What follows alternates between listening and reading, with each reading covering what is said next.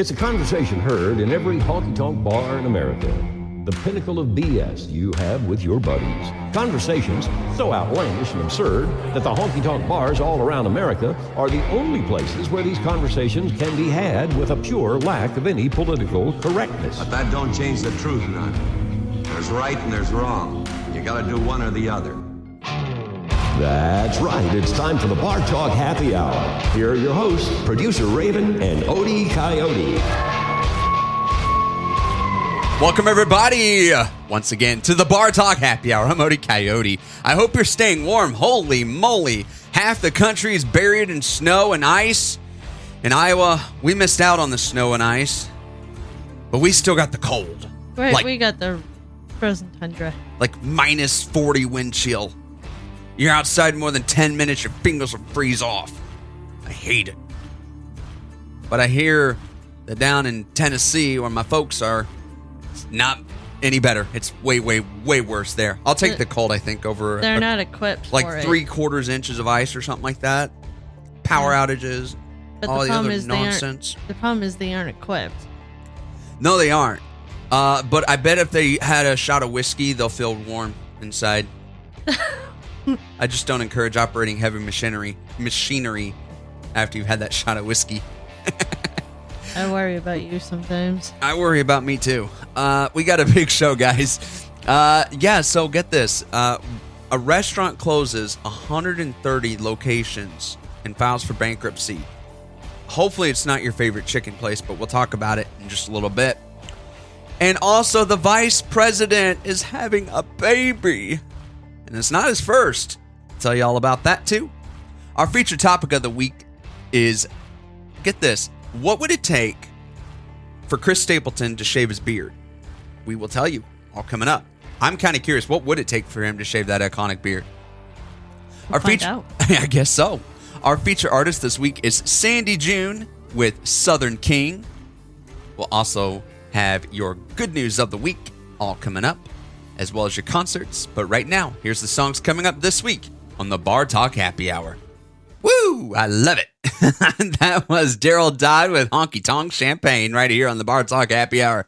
Well, here's your news of the week. Get this. So, the owner of 130 Popeyes locations has declared bankruptcy. That's right.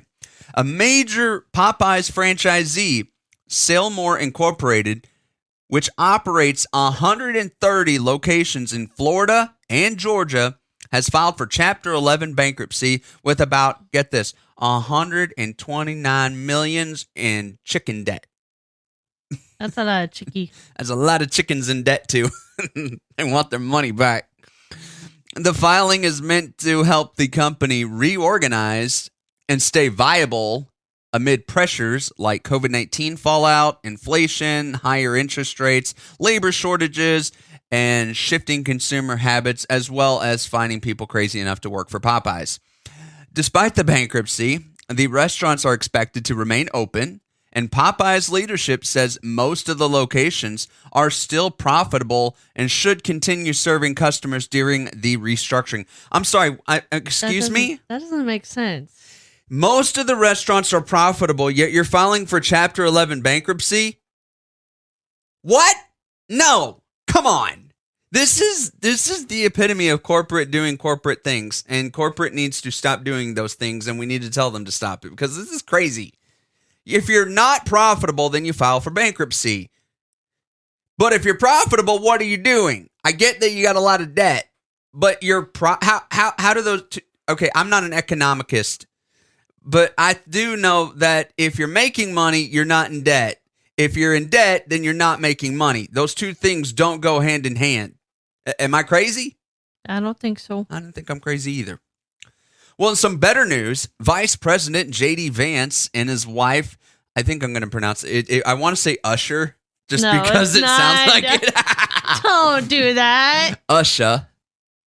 Literally, Usha, U-S-H-A. I didn't even know what her name was, to be honest with you. I thought it was Usha. Usha? I don't know. Anyway. They're expecting their baby number 4. Oh, babies. Love babies. There's a reason why it made headlines this time. Yeah, it's a historic first because J.D. Vance and his wife I think it's the first time, right, that it's happened while they're in office or something like that. Yep. Yeah. So get this. He's 40 years old, and he's making history because this is the first second lady to be pregnant while her spouse is in office, and the youngest to hold the role since 1949. The Vances also expressed gratitude for their support system as they prepare to welcome the newest addition to their family.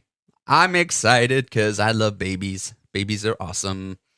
Babies are fun until they puke and they wake you up at 1 a.m. wanting fed and changed, and they smell like holy hell. Then they're not so fun. But every other time, they're great. Should I move on? Maybe. All right, guys, we got a lot more coming up. We got our feature topic this week. Chris Stapleton talks about what it would take for him to shave off that lustrous beard of his. Our feature artist is Sandy June with her song called Southern King. Also have your good news of the week and your concerts all on the way. Make sure you guys check us out. bartalkhappyhour.com. We want to know what you think of the show. Let us know and tell your favorite radio station to play us, right? So we know you're listening on one of your favorite radio stations, but if you got more, share them. Share us with them. We'd love to. We're always growing. Love to have more stations, and we'll be back with a whole lot more right here on the Bar Talk Happy Hour. You keep it clicked here, and we'll be right back with more on the Bar Talk Happy Hour. Ain't nothing but a chicken wing, Popeyes. That's right. Y'all should have heard that song if you're Popeyes. That should have premised before we started. Kevin Fowler with David James. That's what we should have led for that story. It's called Chicken Wing. I couldn't have planned that better if I tried. Yeah, so get this, guys. Chicken wings and Popeyes aside, and hope everybody's hungry. We got to talk about Chris Stapleton, right? And what he says it would take for him to shave that iconic, full, manly, rough, ever so jealous beard of his. I can't grow a beard. I don't even try. I keep my face baby face. You get patchy. I do. My hair will grow thick, like really thick, but then there's these huge patchy spots. Like I just never been able to just fully grow it out. It drives you nuts when I tease you about it. It does. And here's my get back at Raven. I know we're avoiding the topic here, but I since she brought it up, see when Raven and I are cuddling because we're married, because I'm sleeping with the producer. She hates it when I rub her when I've got any kind of facial hair. She calls me porcupine. No, I call you patchy. Arg. But when I rub against your skin with my stubble. Papa Grizzly. Well, Chris Stapleton says is extremely famous about, but dislikes the attention that comes with it when it comes to his beard. He recognizes costume, right? Long facial hair, hats, and stage style makes anonymity harder. He said that as part of a future retirement plan, he may shave off his signature beard to become less recognizable and regain privacy. When he's not dressed in his usual look, he can sometimes move around in public without being noticed. I don't know how you do that, but I would notice. You ditch the hat. Probably put a ball cap on, maybe instead. You shave the facial hair, put some regular clothes on. I think Chris Stapleton not only would have to shave the beard, he'd have to go into witness protection to not be recognized. Or trim up his hair, too. I mean, oh, yeah. That hair he's got.